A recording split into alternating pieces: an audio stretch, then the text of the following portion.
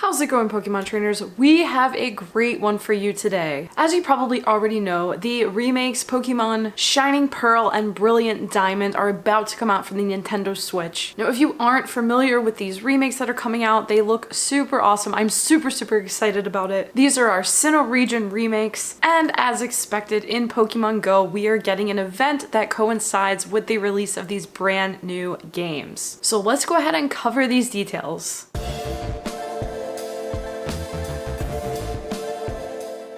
Well everyone, hello, welcome to or welcome back to the channel. If it's your first time, we talk mostly about Pokemon Go. We'll probably also do some videos on these new games that we just mentioned. Also, Animal Crossing updates came out really recently, so we're probably gonna toss up some series on all of the new updates to Animal Crossing. If you're into those types of video games, make sure to hit that subscribe button, check out the channel, see if this is something you might be interested in. Otherwise, let's get straight into these event details. Now, this is gonna be an awesome event, so make sure you stick around for the full video. We've got two separate halves of this event, and each one of them are going to have unique Pokemon, and there's really great Pokemon coming to the wild, coming to 7-kilometer eggs, and so much more. So, like we said before, this remake is hitting stores on November 19th. That's only a few days away from the time of recording this video. And since this is a Sinnoh Region remake, this event is also going to feature Sinnoh Pokemon. And that includes some of the cutest starters, Turtwig, Chimchar, and Piplup. Now, this event in Pokemon Go is going to start a few days before the new game's actual release. It's going to start on November 16th. This is going to be at 10 a.m. local time, and then it's going to last all the way through November 21st at 8 p.m. local time. So we've got a decent amount of days to celebrate this event. Now, like we said, there's going to be two separate halves to this event. However, there are going to be some features that span the entire event. This is going to include half incubator distance. This is a really great bonus because if you didn't already know, Shinx Community Day, which is on November 21st, is also giving us a super awesome incubator hatching decrease. So this is a really good time during this event and leading into Shinx Calm Day to start doing some walking and trying to plow through those eggs. And as you'll see later in the video, these 7-kilometer eggs come into the game. Additionally, there's going to be a 1/3 hatch distance on super incubators. So that makes things really low walking distance to hatch on those. Additionally, to be expected, we are getting some costumed Pokemon. They are going to be our Sinnoh Region starters, and we're going to see two separate costumes on these. So we've got in the game two characters, Lucas and Dawn, and these Pokemon are going to be wearing their hats. So here are our first three, our Sinnoh starters, Turtwig, Chimchar, and Piplup wearing Lucas's hat. So it's just a pretty simple, cute little red cap. Now I know costumes aren't always the most exciting in this game, but as far as I remember off the top of my head, I don't think we have any Turtwig or Chimchar costumes. Correct me if I'm wrong. We did get a Piplup costume this past Halloween, but as far as Turtwig and Chimchar, these might be the first. And then we're also going to have the opportunity to catch these Pokemon with Dawn's hat, which is a very similar hat, it's just white. Now, all three of these Pokemon are available in shiny form, so that means the costume Pokemon will also be available in shiny form. Now, if you catch a shiny costume Pokemon, that is a pretty rare catch in Pokemon Go. So I definitely recommend going out and hunting for these Pokemon, and hopefully you'll find a shiny costumed one. They're always like really great to have in your living decks if you're a collector, or really good collateral if you want to make a trade for another costume Pokemon that you don't have. Next up, we're getting a brand new collection challenge. So these challenges basically require you to catch a short list of Pokemon, and it looks like for this collection challenge, you're just going to have to collect all of the costume Pokemon. So unless they add some evolutions on there, or maybe some additional ones just for fun, this one could very likely just be 6 catches required to complete this collection challenge. And once you complete this collection, you do earn a badge for the specific collection challenge, and then that also gets added onto your badge that counts your total number of completed collection challenges. Next up, we're getting some new avatar items and new stickers, and I am super stoked about the avatar items because I am a sucker for a onesie. I have the Gengar onesie. I paid like $5 for it, and I'm probably gonna spend more money on these onesies,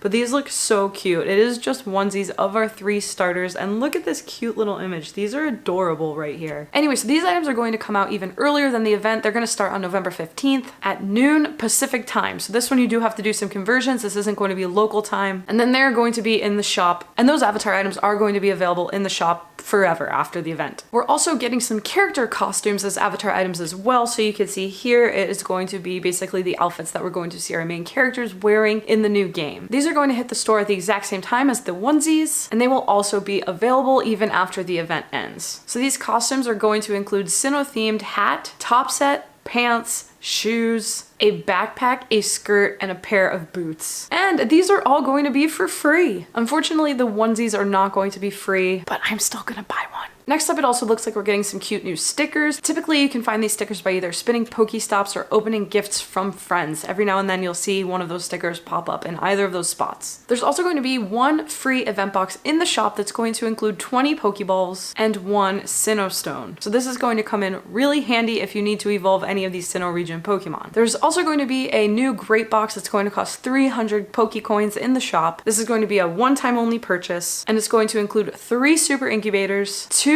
regular incubators, and 1 lure module. So this is going to be a pretty good deal. As you know, we've got these decreased hatch distances throughout this entire event, and then again on Shink's Calm Day. So having these incubators for this pretty decent price is a pretty good deal at this point. If you've got the coins to spare, I definitely recommend purchasing this box. All right, and now let's go ahead and get into the different sections of the event. So part 1 is going to focus on the Brilliant Diamond version of the game, and that's going to last from November 16th at 10 a.m. local time to November 18th at 10 a.m. local time. So 2 days for the events. So each of these are going to be 2 days long. So first up, our starters with their red hats are going to be available in the wild, and then our starters with the white hats are going to be available in research tasks for this first half. Now for wild Pokemon encounters, you can expect to see Seal, Murkrow, Poochyena, Aeron, the 3 starters with their red hats, Bidoof, Kricketot, and Banerian. All of these are available in their shiny form, and then lastly Stunky, which unfortunately is not available in shiny form. However, it is currently a Ditto disguise, and now Ditto can be shiny in the wild. So despite Stunky not being available in its shiny form, it's a really, really good wild spawn to actually try to catch, because you might end up getting a shiny Ditto from it. We've also got a few, if you're lucky, you might find in the wild Pokemon. Now typically these aren't super rare, but they are definitely not going to spawn as often as that first section. And this is going to include Scyther, Larvitar, Plant Cloak Burmy, and Buizel, which can all be shiny. Now it has been a hot second since we've seen Burmy or even Buizel in the game, so this is fun. This is a Pokemon that's making its return that we haven't seen for a while, and they're both available in shiny form. Buizel wasn't released that long ago. I believe the last time that Buizel was featured in an event was its shiny release. So if you don't already have it, there's gonna be another opportunity to try to find it. Next up, let's cover raids for the first half of the event. So in 1-star raids, look out for Cranidos, Drifloon,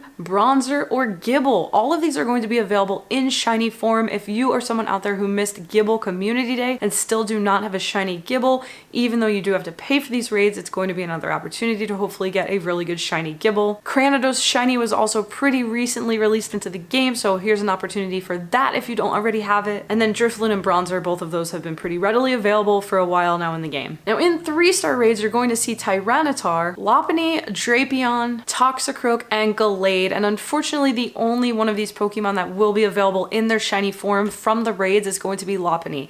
Now that is because Mega Lopunny is in the game, and so that makes this Pokemon shiny eligible in raids. Now for the rest of these, even though some of them are available in shiny form in game, they will not be shiny in raids. So if you're someone who needs any of these shinies, do not go doing raids thinking that you might get a shiny from them. And then finally in 5-star raids, this is when we're going to see Cresselia hit 5-star legendary raids. They are available in shiny form, and if you need a counter guide for Cresselia once that hits raids, make sure to check out the channel, subscribe if you're not already subscribed. We've got a pretty comprehensive counter guide for defeating the current raid bosses, which are the Swords of Justice trio right now, and then Cresselia once this event starts. And then during this time, we'll be seeing Mega Lopunny in Mega Raids. So if any of you out there are going to be raiding, trying to get a shiny Lopunny, make sure to just do the Mega Raids, because those are also going to reward you with Mega Energy. So a little bit more bang for your buck as far as shiny hunting that Pokemon. Next up are 7-kilometer eggs. I think that is what I'm most excited for during this event, because leading up to these decreased egg hatches and the Shink's Calm Day decreased egg distances, I've been trying to hunt 10k eggs and I haven't been finding them anywhere. So I'm super happy that the pool of 7-kilometer Pokemon are returning to some really fun ones, because as you know, getting 7-kilometer eggs from friendship gifts is a lot easier than trying to hunt down 10-kilometer eggs and constantly walking and walking to clear space to hunt for more 10-kilometer eggs that you can't find anywhere. Anyway, so for the first half of the event in 7k eggs, you're going to be seeing Bidoof, Bonsly, Happiny, Mime Jr, and Riolu. Now all of these can be available in shiny from these eggs, and as you know, shiny Riolu is one of the rarest shinies shinies in the game because they are egg locked. And I haven't really been paying that much attention to 7-kilometer eggs for the past several months, but I think it's been a while since Riolu has been in there. I could be completely wrong about that. But for anyone out there who needs a Riolu, Lucario is one of the best fighting type attackers in the game, especially when facing legendary raid bosses and Team Go Rocket grunts. So this is a great time to really be grinding 7-kilometer eggs, using those super incubators and utilizing this hatch distance decrease during this event. Next up, let's talk about field research tasks for the first half of the event. So I don't have the full details on which specific research tasks are going to reward these Pokemon yet, but they should be released soon. Check out people like LeakDuck. I'll also probably make a video on my TikTok account that will discuss the actual research tasks. So once this video goes live and the event goes live, you can definitely find more of that information over on my TikTok account. So anyway, we're going to be seeing Baggin, and then all of these starters wearing the white Dawn's hat, and Burmy with either a sandy cloak or a trash cloak. And all of these are available in shiny form. And then finally, our more rare is going to be Shieldon, which is also available in shiny form.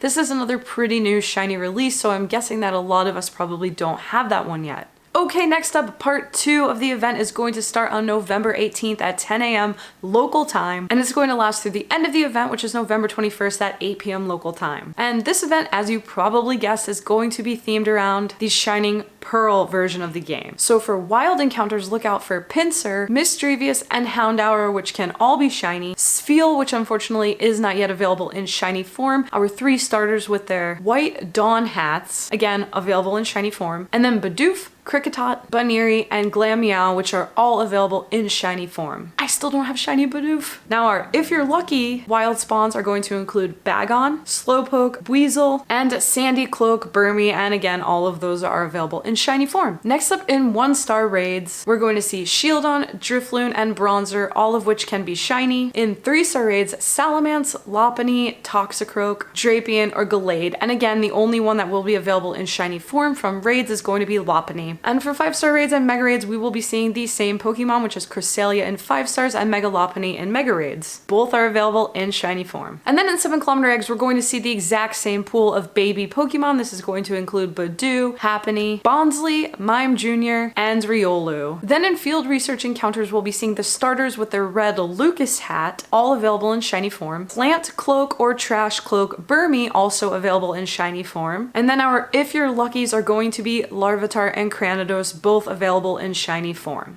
Alright trainers, so that is going to cover it for this upcoming Brilliant Diamond Shining Pearl event coming to Pokemon Go. Again, it's going to be a really fun event featuring Sinnoh Region Pokemon. We've got those costume starters, lots of amazing 7-kilometer baby eggs, and decreased egg hatching distance. So it's going to be a fun 4-day event. And then during it, we're all hopefully going to get the chance to play these new games. If you enjoyed this video, make sure to give it a thumbs up. Let me know your thoughts down in the comments. Let me know if you're buying these new games for the Switch, which one you're going to pick, and if you're excited for these remakes. So with all of that being said, we're gonna get out of here, and hopefully we're gonna see you really soon in an upcoming video. Hopefully I'll see you there. Thanks so much for watching, especially if you made it all the way here to the end. Have an awesome day.